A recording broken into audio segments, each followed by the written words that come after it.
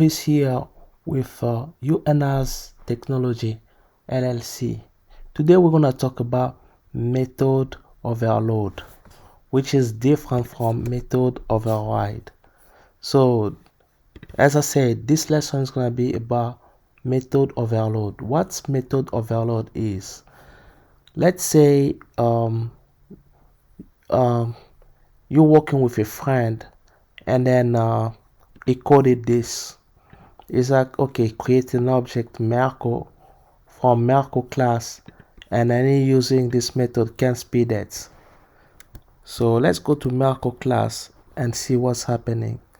So inside the Merkle class, we have these two methods, but Elon, that friend, is using this one.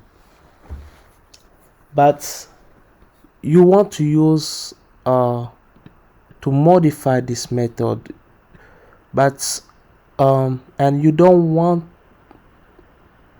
Elon to be mad at you. So what you can do is actually to overload this method. To overload this method, what you can do is just, you want just to pass a value. You're like, okay, I don't want to have this value are coded like this. I want it to be actually passed from a parameter here, but I want still to have this method have the same name. So there is a way to do it in Java. We call it overload. What you're gonna do, you create another method with the same name, like can speed X, and you're gonna overload it. Let's say you're passing an int speed because you want to have this value coming from outside. So you can be like, okay, plus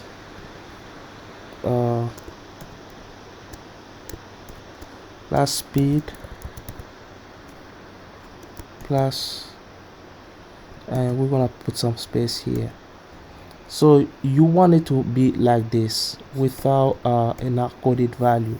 You want actually to grab the speed from outside and then place it here. So but you want to keep also a different, is to have another version, the previous version of the same method. So you do this. The fact you're doing this, having the same method with those two methods in the same name, in the same class, we call it overloading a method. So right now, if you come here, you can do Merkle the can speed, and you select the second one. You do like maybe 360, and let's run it. Let's see what's gonna happen. You can see the first method is from Julian and the second one is for you, which is the overloaded method. And you can overload a method in different ways.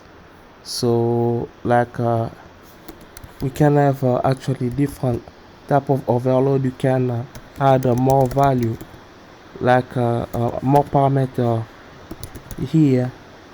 It's gonna be still an overload, or you can even change the type of parameter you're passing. It's gonna be still an overload, like let's say name here. So it's gonna be still an overload method, and it's gonna still be working. So we can just put 350 like this. So it's gonna be still the overload. That's pretty much it. A method overload is creating a different methods, a different method or more other method with the same name, but that can have a different type of parameter or different number of parameter, but having the same name. That's what we call in the same class. It has to be in the same class. That's what we call method overload. That's it for today. Thank you. Bye.